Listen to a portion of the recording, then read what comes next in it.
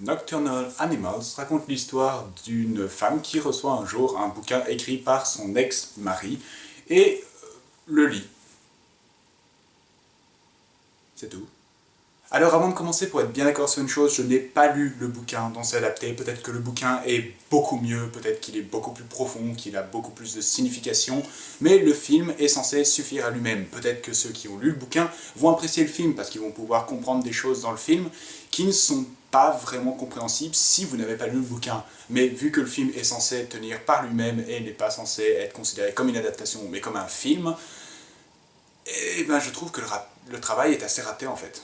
Pour résumer vraiment vite fait de ce que je pense du film, c'est un film qui est plein de choses, mais qui au final est très vide. Je m'explique. Il y a trois trames qu'on suit. On a donc la trame, qu'on va dire, principale, où l'héroïne reçoit le bouquin de son ex-mari et décide de le lire, et donc ça touche beaucoup, parce que c'est une histoire profonde. Et on a donc une deuxième trame, qui est donc le bouquin à proprement dit, l'histoire que la femme est en train de lire, et qui va nous occuper, pour ainsi dire, pendant quasi l'entièreté du film. Et enfin, une dernière partie qui revient sur leur passé et sur le couple qu'ils ont formé. Deux d'entre elles sont complètement, pour moi, mauvaises, voire inutiles.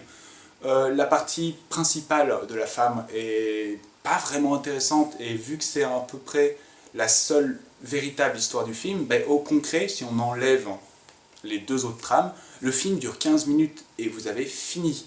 Le problème, c'est qu'il y a vraiment ce sentiment, cette volonté de faire durer le film le plus longtemps possible.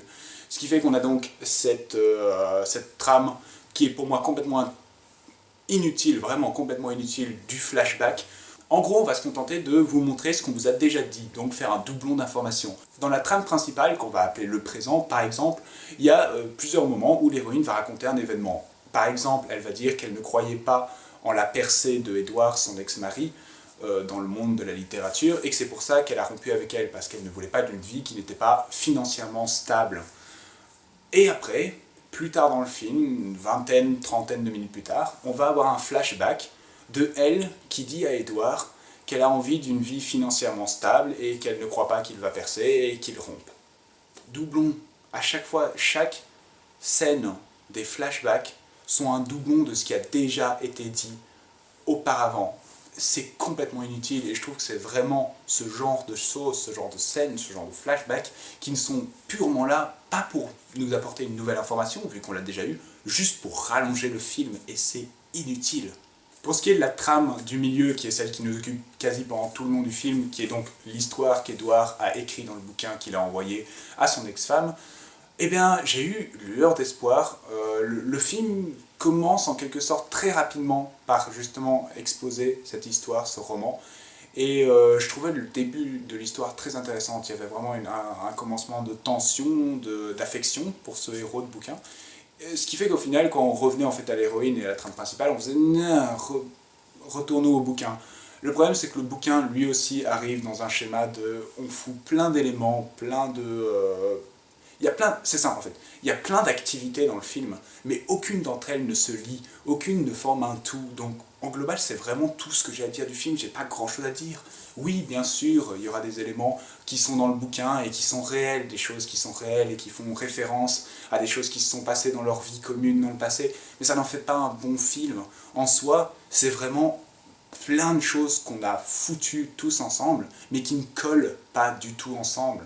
Ce qui fait que quand au final on arrive à un climax, surtout dans le climax du roman, le public n'est pas investi parce que ça fait un peu l'effet d'une bougie avec une mèche mouillée. Ça ne prendra pas feu parce que le public, pendant 1 heure et demie, s'est complètement ennuyé. Pour moi, le film, après 30 minutes, était mort. Et malheureusement pour moi, il restait 1 heure et demie encore à supporter.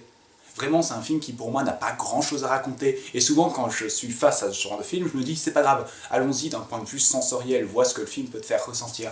Mais même là-dessus, le film n'a pas réussi franchement à me faire ressentir quoi que ce soit. J'ai pas vraiment été dégoûté, j'ai pas vraiment été en colère, j'ai pas vraiment... Alors que le film essaie clairement de vous faire ressentir ces émotions, mais ça n'a vraiment pas marché pour moi. Et je n'ai jamais entendu un soupir de délivrance aussi énorme dans une salle quand le film s'est arrêté. Je pense que mon public s'est vraiment ennuyé avec moi. Si je devais donner une cote à Nocturnal Animals, ce serait un 5 sur 20. Comme toujours, merci d'avoir regardé cette vidéo. Vous pouvez la partager, l'aimer, vous abonner à ma chaîne et la partager également. J'ai compte Twitter, Facebook dans le lien de la description et je vous retrouve la prochaine fois pour une nouvelle critique.